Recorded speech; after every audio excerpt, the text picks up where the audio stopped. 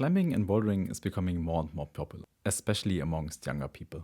And with this new breach of beginners, I thought I'd make an overview video so that you know what bouldering is, what climbing is, which different styles there are, which different routes there are, which gear you need for indoor but also for outdoor climbing, and also which grading schemes there are. If you want to learn about the differences between bouldering and climbing, stay tuned. Before we can start looking into climbing and bouldering, we have to kind of classify what they even are. In bouldering, for example, you only need your body and some shoes, but shoes are optional. Climbing, on the other hand, requires a little more gear that you need to put onto your body. For example, a harness, but also a rope. The rope I just don't have at hand right now. Climbing, interestingly, is the original thing, and bouldering was merely created as a means to practice for climbing. Because bouldering originated from climbing, you kind of find the same styles in both of them, and that's what I want to talk about first. I guess the most common type of climb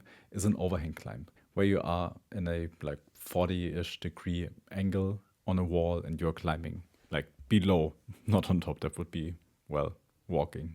There you basically grip onto everything that you can find with your life. People like me with stronger upper body than, well, foot technique, we prefer climbing on an overhang or on a roof. Roof climbing is kind of the extreme of overhang climbing. You are basically just below the whole wall.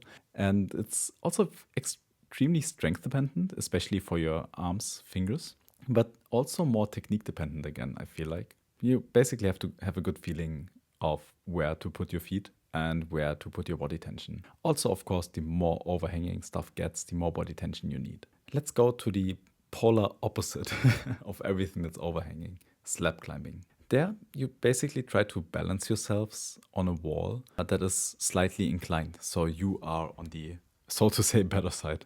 This mostly involves fairly good footwork and also trusting your feet a lot. You barely have anything to grab on in most of those routes, especially when it gets harder. If you are really interested in slab climbing, I think you should check out Anna Hazelnut. She basically does mostly that and is one of the most famous people on YouTube, at least, who do slab climbing. One of the less commonly seen routes or styles of routes in climbing gyms nowadays are crack climbs. And there's also another YouTube channel, the White Boys, with Pete Whitaker and Tom Randall. They also devoted themselves to, well, crack climbing. Crack climbing is basically you put your whole body or parts of your body, your hands, fingers, and just jam them into cracks in the rock. It's quite funny or interesting. There are so many techniques that you have to learn.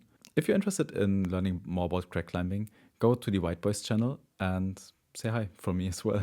All of the climbing styles that I've introduced so far are sometimes combined in traverses. Traverses are routes that are fairly low on the ground, but they mostly stretch fairly long and have, as said, multiple styles in them. And I love traverses. Because they are so low on the ground mostly, you're just not afraid of falling as much, so you can put out your whole repertoire of techniques that you learned and you just trust yourself. The last real style that I want to introduce here is the comp climbing style. And it's basically everything that you have seen in the Olympics last year. This style is rather jumpy and parkour-like, which I do not really enjoy, I have to admit.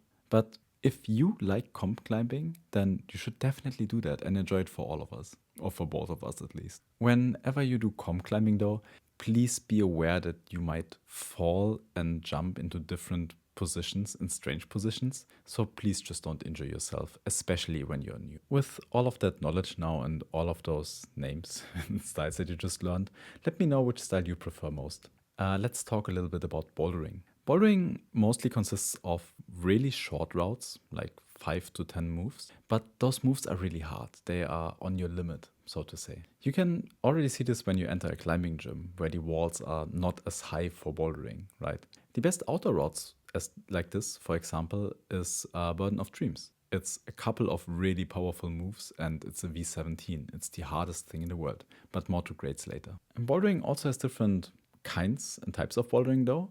Traverses, for example, is one thing that I've introduced before, but also high ball boulders. High balls are boulders that are rather close to climbing, that are just really high. You still climb them without any extra gear.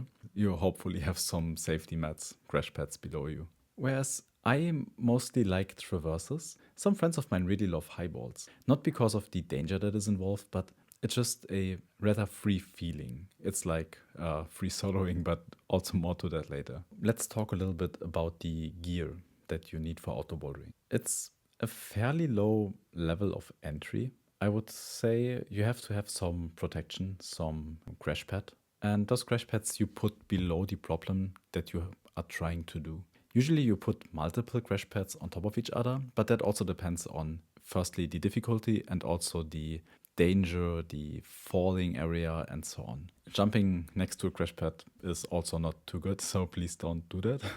This crash pad aspect, that's basically everything that you need. If you want to project some harder routes, you will use most probably at least some climbing gear as well. But let's not talk about that now here. You can ask in the comments though if you want to know more about that. Finally, let's get to climbing. Climbing kind of has a different focus than bouldering, where in bouldering you do a little amount of hard moves. In climbing you do mostly a long route with medium difficulty moves. The focus rather lies on staying calm, using your endurance, and just also enjoying the view. So for climbing, there are mostly 4 different areas that at least I would consider. First of all, there's sport climbing, which you can, for example, see in the Olympics or in different competitions, but also outdoors. They exist there as well. In sport climbing, though, there are 2 different ways of managing the rope. There's first of all top rope, which you will see in most indoor gyms. And there's lead climbing, which is basically carrying the rope with you and putting it into gear. With top rope, that's more of a beginner-friendly way of being introduced into climbing because you don't have to manage the rope yourself. You're just safe, belayed by another person. On most outdoor climbs, though, there are little hoops in the wall where you put your gear in. And this is, for example, what this gear looks like. In the end, this part is going through those hoops, and then you clip your rope through the lower part of this. There are also some safety measures that you need to do, so please refer to another video like this for more information about that. And this kind of brings us to the gear that is required for getting into climbing. First of all, of course, you need a harness. Second of all, you need a rope, and ropes can be really expensive. And you also have to make sure that your rope is long enough. And then you need your clips, the things that I just showed you. And this might not even be all, because you also need a belaying device and you need a partner with you at all times. Or not at all times. A kind of other type of climbing in this way is rope soloing. Instead of having a second person there that is belaying you, you carry the whole rope with you on a backpack or in another container, and the rope is fixed like statically on a lower part of the rock. While you climb, you clip your rope and you are in your own belaying device, which is most probably a krikri. So for the case that you fall, you are saved from the bottom to the top through your own device. Please don't do this if you don't have enough experience at all. A type of climbing that is also going hand in hand with this is multi-pitch climbing. So instead of going down as soon as you reach the anchor at top, you put yourself there into a stand and your climbing partner climbs after you and takes all of the gear out of the rock again so that you are prepared to go for the next part. Multi-pitches are sometimes really hard, of course, but in my experience, they are more focused on the experience of climbing for a longer time and also enjoying nice routes or even easier routes and also enjoying the view. Now, as said before, we will talk about England now. There's a type of climbing which is called trad climbing. In trad or traditional climbing, you don't have those hoops in the rock, but you have many slits. In those slits, you put devices called friends. Trad climbing you basically do when you want to buy some friends. Wink. And they are really expensive as well, which makes it a little harder to get into if you don't have the monetary support behind you. Trad climbing, although it seems more dangerous, I feel like if you really know what you're doing, it's not more dangerous. Here again, the white boys are one of the best channels to follow if you want to learn more about trad climbing, in my opinion.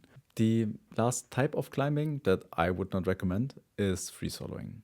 Free soloing is basically who needs all of those gear, right? Who needs a rope?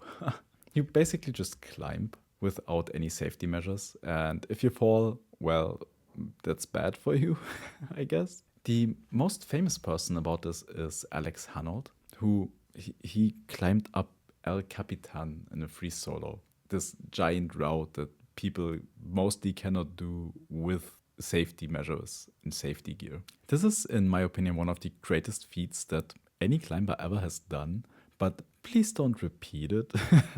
It's super dangerous and we don't want to lose people to this. Although I have to admit, free soloing has by far the smallest barrier of entry for all of them. It's basically getting ready to an indoor gym climb. Okay, then let's get to the nitty-gritty part for all of the number files in here. Let's get to grading. There are many different grading schemes that just were developed at the same time, just in different places. For example, the V scale, which is bouldering specific, and the FB scale. FB there, by the way, stands for Fontainebleau. There are multiple conversions, and I just put some table here.